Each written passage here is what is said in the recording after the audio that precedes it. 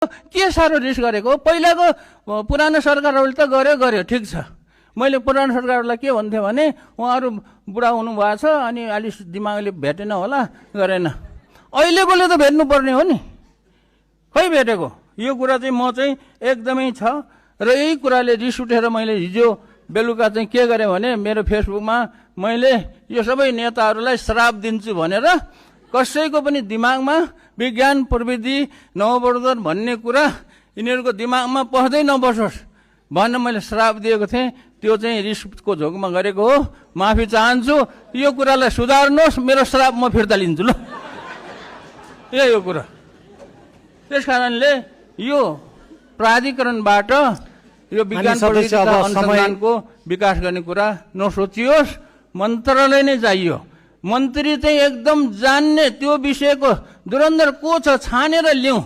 अनि त्यो मन्त्रालयमा सचिव जुन छ प्रशासनिक तहबाट होइन, विशेष सचिव, विशेष सहसचिव, विशेष कर्मचारी, त्यो क्षेत्रकोलाई मात्रै राखेर त्यो मन्त्रालय चलाउँ। नेपाल चाहिँ एकदमै 10-15 वर्षमा पुग्छ। तपाईँहरूको सरकारले अहिले जो कल्पना गर्नुभएको छ त्यो हुन्छ।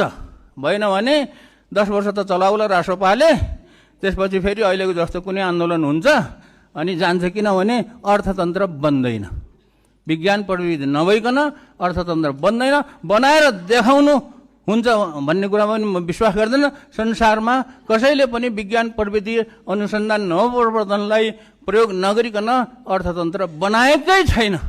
संसारमा नभएको कुरा नेपालमा बन्छ। धन्यवाद।